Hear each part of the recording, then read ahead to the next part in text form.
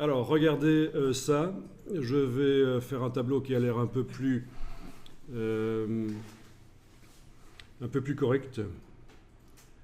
Le mot fruit ici, j'ai pas besoin d'avoir ça en fait. Je vais le supprimer. Ça paraît évident que c'est des fruits. Sélectionner la cellule, lui mettre aucune couleur de fond. Bon, ça c'est bien. Lui mettre aucune couleur de contour aussi. Sauf que là, ça pose un problème. J'ai ma cellule de droite, puisque je viens de supprimer le contour sur la cellule de gauche, mais j'ai ma cellule de droite qui apparaît plus grande. J'annule. D'accord? Donc, voyez où est le problème en fait. Hein? Si je sélectionne toute ma cellule et que je dis qu'elle n'a pas de couleur de fond, hein, à la place d'une couleur de fond comme ça, je mets aucune couleur de fond. Bon, jusque là tout va bien. Et pour le contour, oui, pourquoi je voudrais supprimer le contour en fait? Il peut rester puisqu'il a la même couleur que le fond. Donc je fais rien ici. On va dire c'est bon comme ça. Contour blanc, c'est bon.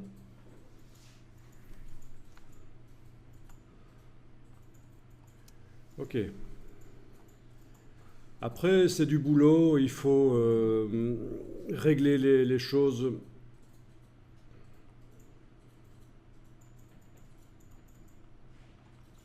Pour que c'est un aspect quand même intéressant.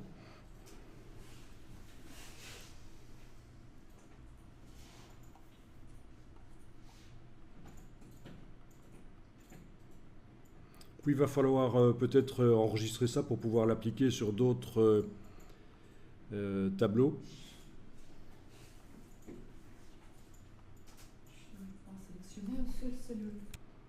Alors, allez-y, sélectionnez votre tableau avec l'outil texte.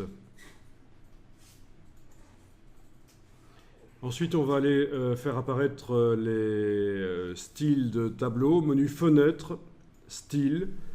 Alors, dans le sous-menu ici, les styles d'objets, ben, on connaît, on a déjà testé, je pense, hein, oui, sur des contours d'images, notamment sur les contours des images. Style de caractère, on a testé aussi, c'était sur l'entête, quand on a fait l'entête avec le filet dans notre magazine ici. Et le style de cellule, ben, c'est pour les cellules de tableau. Vous pourriez créer un style pour pouvoir l'appliquer facilement à des cellules. Ici, je vais aller dans style de tableau, parce que je vais enregistrer tout le tableau pour pouvoir l'utiliser sur d'autres données rapidement. Donc dans style de tableau, vous créez un nouveau style de tableau.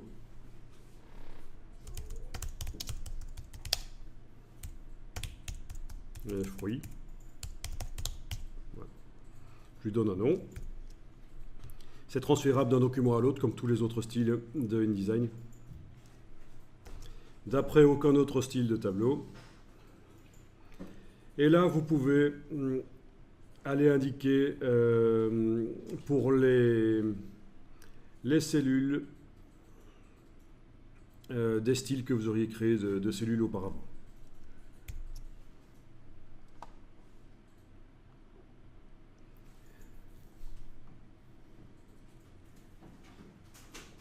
Ok, c'est là que vous avez le motif en alternance. Si vous voulez, pour les tableaux qui ont beaucoup de lignes, qu'une ligne sur deux ben, soit d'une certaine couleur et l'autre d'une autre couleur.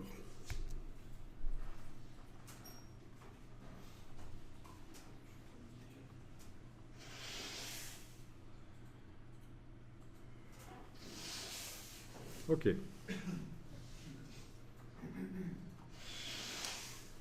Donc voilà le style de tableau qui a été créé.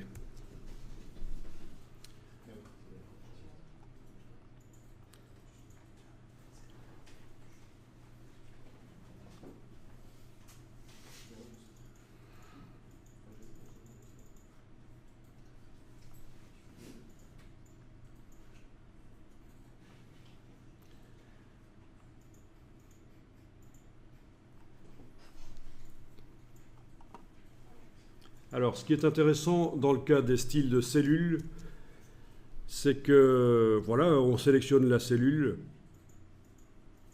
on va dans le menu fenêtre, style de cellule.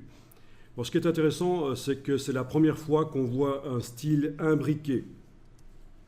C'est-à-dire que quand je crée le style de ma cellule, j'ai ce qui concerne les contours et les fonds. D'accord? Mon fond de cellule ici qui est bien de cette couleur-là, teinté à 100%. Le contour de la cellule qui est bien en noir à 8%, donc tout ça est correct. Mais pour la première fois, on a dans la partie ici générale la possibilité d'indiquer le style de paragraphe qui est utilisé dans ce style de cellule. C'est ce qu'on appelle un style imbriqué. C'est un style qui en contient un autre. Et donc là, je devrais indiquer, pour bien faire, si je veux faire correctement ce style de cellule, je devrais indiquer que c'est le style de paragraphe en tête dans les tableaux qui est utilisé par ce style de cellule-là que je suis en train de faire et que je vais appeler en tête de tableau. D'accord?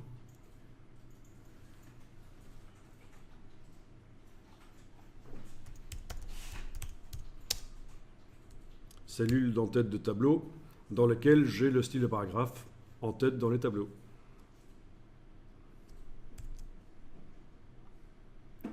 OK. Alors, il faut un peu se familiariser avec ce principe du style imbriqué parce qu'on va l'utiliser quand on va étudier les lettrines et ça va arriver très vite. Les lettrines dans InDesign, ceux qui ne connaissent pas bien vont vous dire c'est super facile et les autres vont vous dire c'est quand même pas si facile que ça parce que quand on veut faire de belles lettrines, il faut faire des styles imbriqués. C'est ce qu'on va faire après.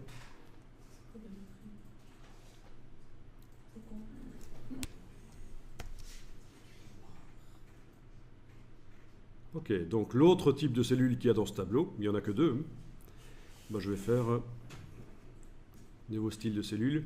Et là, je vais indiquer que le style de paragraphe qui est utilisé là-dedans, c'est donné dans les tableaux. Oui.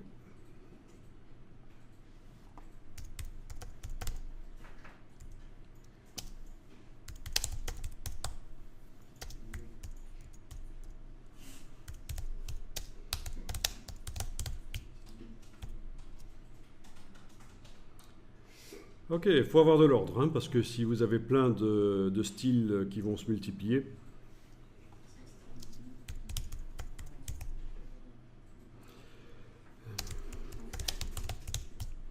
il faut quand même peut-être préciser pour quel type de tableau ils ont été prévus.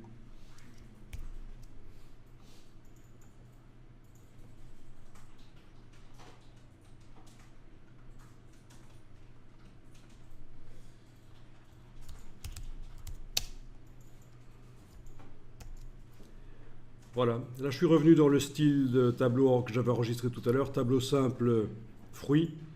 Et maintenant que mes styles de cellules sont faits, je peux les indiquer. Alors, rangée d'en-tête, ça va être cellule d'en-tête de tableau. Rangée de pieds, on n'en a pas. Et colonne de gauche non plus, colonne de droite non plus. Okay. Et rangée de corps, ça va être cellule de données. Voilà. D'accord? Vous avez vu tout à l'heure, quand j'ai fait mon style de tableau, je ne pouvais pas indiquer des styles de cellules, ils n'étaient pas encore faits. La logique veut que, normalement, j'aurais dû faire les styles de cellules avant de faire le style de tableau. Ok.